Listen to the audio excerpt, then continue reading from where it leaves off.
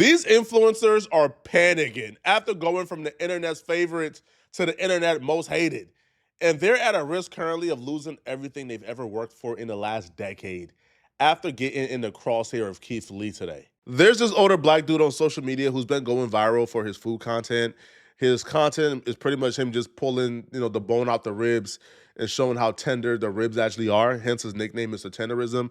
Well, they actually have an actual restaurant called the Smokehouse Destinations.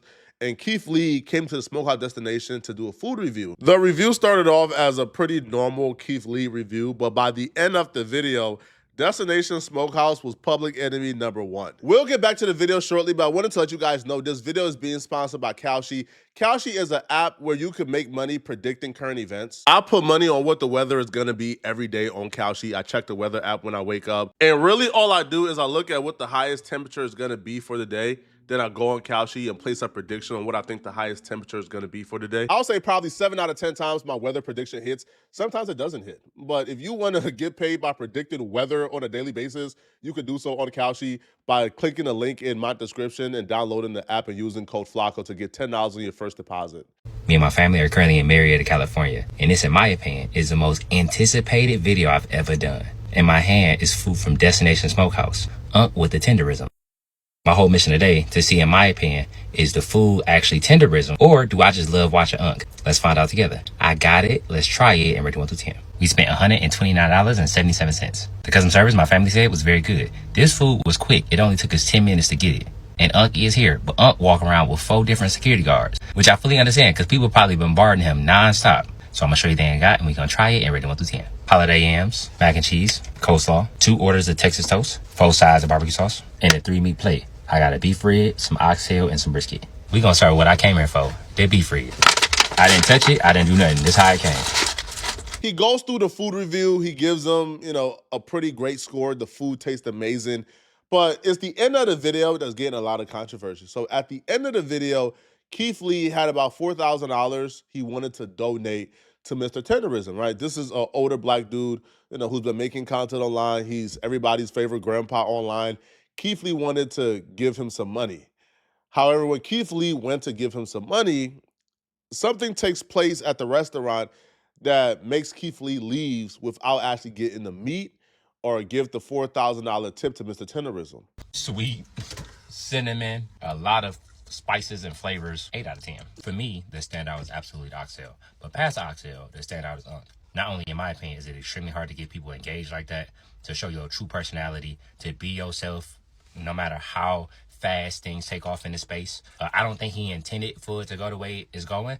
I think he just wants to show his love of food and his love of what it is that he's doing. I'm personally taking $5,000 out of my own bank, and we going to say happy holidays to Unc. So, update.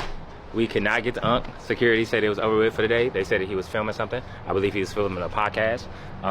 We had $5,000 in cash, or $4,000 in cash that we was going to give him a hand. They didn't take it, so we're not only going to take this money and feed some people, but we just going to do what we feel like we're supposed to do in the community. And as always, after this, I pray and hope that they continue to reach their target audience. God bless you. Have an amazing day. Y'all be safe.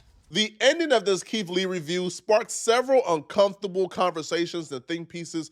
The first think piece was, oh, they too good to meet Keith Lee. Oh, wow, they selfish. They not as nice and wholesome and family-oriented as they are in these videos, which from my perspective, bruh, dude's filming a podcast. Keith Lee could have waited, or he could have, you feel me? Like, if he really wanted to, he could have waited until the podcast was over. I don't know. But the second thing is this Keith Lee video kind of exposed something that a lot of people probably already knew, but the masses thought that this, like the smokehouse was owned by the older black guy because he's been the mascot. He's been the dude in all the videos, pulling the bone from out the ribs, taste testing it. So people thought this was his restaurant, so hence made them want to support him even harder.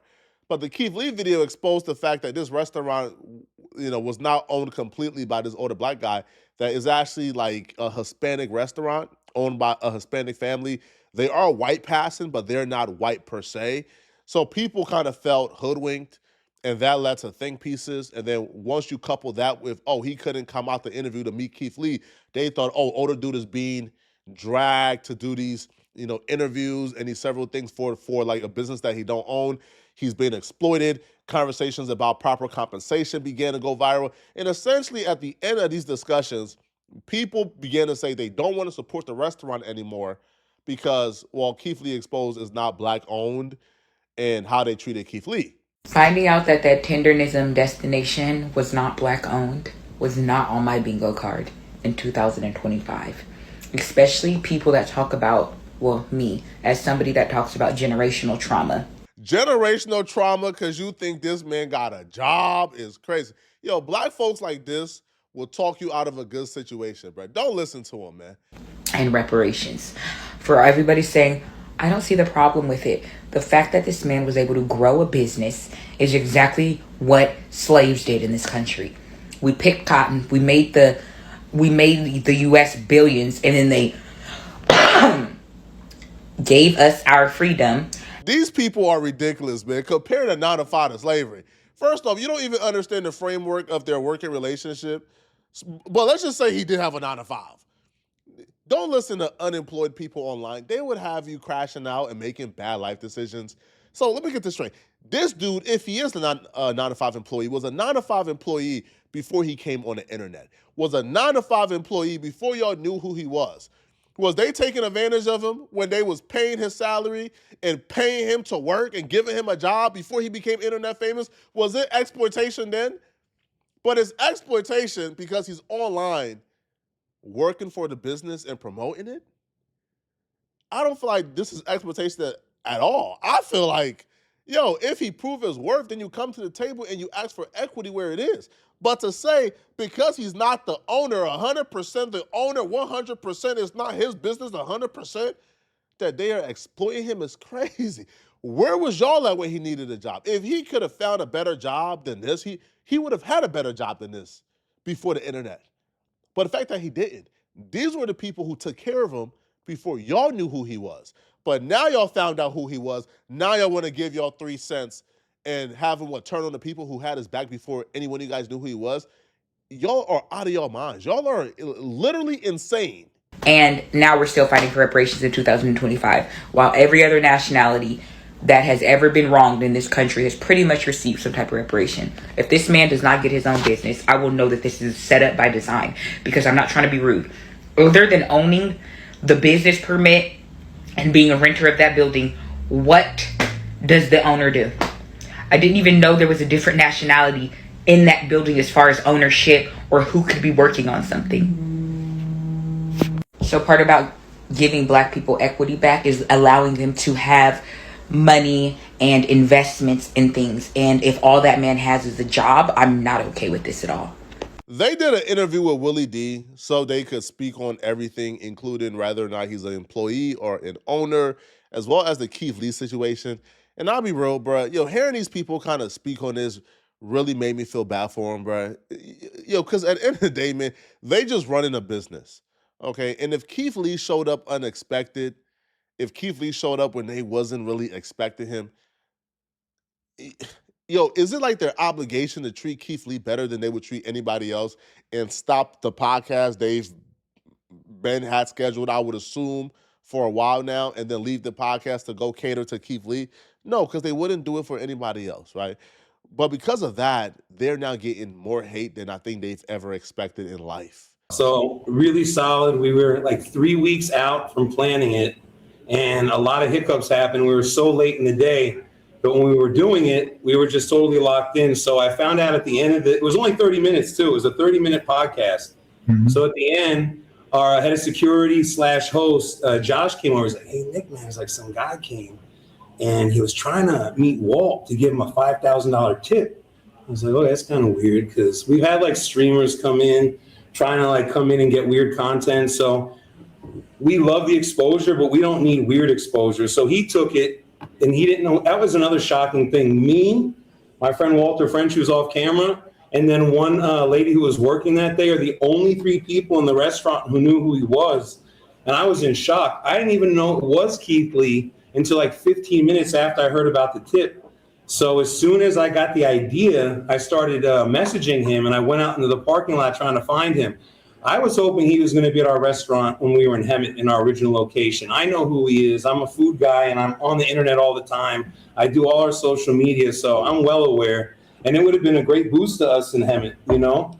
I figured he just never came because the level that we're at now, he likes to help out businesses that need more exposure, you know? So, but I would have been, if I would have known he was here, I would have probably asked Edie to stop for a few seconds so we could go over there. That's what I would have done.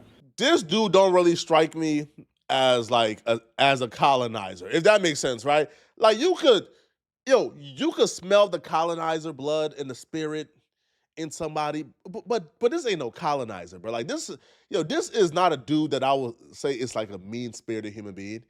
Right now, he a little clout thirsty, right? He a little clout demon, but like he not a mean spirited individual from my perspective. But yeah, I don't believe that they should have treated Keith Lee any differently. But if y'all had a podcast going on, stopping the podcast with any means to go ahead and talk to Keith Lee when you already had him there, no, that's disrespectful. Finish up your podcast and then go talk to Keith Lee if Keith Lee is still there. But apparently Keith Lee being unwilling to really respond back or link back up with them or have any type of conversations kind of shows that Keith Lee is salty that they couldn't link up with him, and he's still kind of mad at him, which I don't know why, right? Yo, if they were filming a podcast, they were filming a podcast. Why are you upset at these people for filming a podcast, right? So they addressed the fact that, now after they got done with Keith Lee, they addressed the old man is being taken advantage of narrative, and here's what they had to say. The first person who actually brought it up was actually the old man before anybody asked about it. And then we talk about this here, because just misunderstand, it's 2026. We gonna clear everything. Now, and back, I want to let y'all know something. I lived too long, somebody taking advantage of me. That part of taking advantage of me, there's a lot of things people can do in life. That's not something we do here at Destination. This is one in the nation. Yes, sir. I remember just like the same two people on this podcast right now, is the same two people know something about Destination. But see, the media just get off and run with the negative stuff, and I tell him all the time, don't be feeding into that negativity, because they ain't not just somebody trying to push, divide and conquer. People want to know, like, Walt, you're doing so much to help this brand, do Walter have, ownership or equity in a Destination Smokehouse? Is that something that you can share? Everybody's business ain't nobody's business. But this is how I put it. I'm telling you that. It's because it's my business. If whatever, it's Nick's business. That sharing your business, all of this here, we just have Destination One in the nation.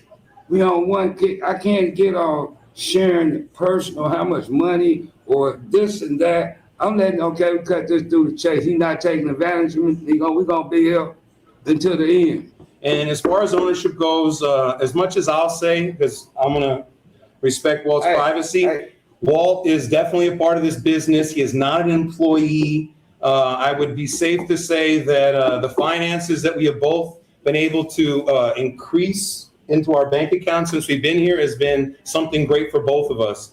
But talking numbers, talking any of that, I just don't think that's professional. I mean, we're not professional athletes where our agents are putting our contracts out there. From what I gather from that, it looks like, right, they gave the old man some equity in the company.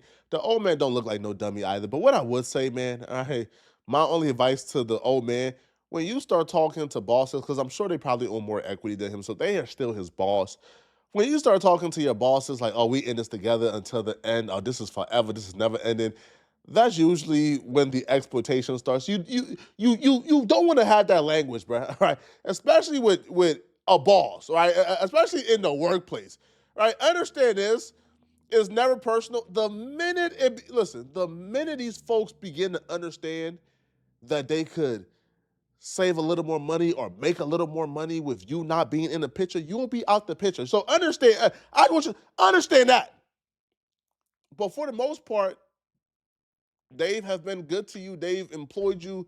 You've done well. Now you own equity, right? Like, have loyalty and have principles and integrity, but don't start talking about, oh, this is until the end. It's almost never until the end. It almost always have an expiration date when doing business, okay? But let me know in the comment section, what do you guys think about this, bro? I don't like how these people are treating these people, bro, just because they didn't stop everything they're doing to cater to Keith Lee. Nah, I don't like that, bro. Let me know in the comment section, what do you guys think, man? And you know, if you're still watching this video and want to watch another good video, then click on this video here somewhere on my screen, somewhere here, or here on my screen to find out about why this influencer is threatening academics after he exposed her very nasty secret. Click on this video right here to find out what academics exposed that he's being threatened for. And if you want to watch another dope video, or if you enjoy this video, you can like and subscribe. But to really show support, man, please send me a hype to push this video in the algorithm. That's how you support me. If you can afford to send a hype, okay? Out of here, folks. Peace.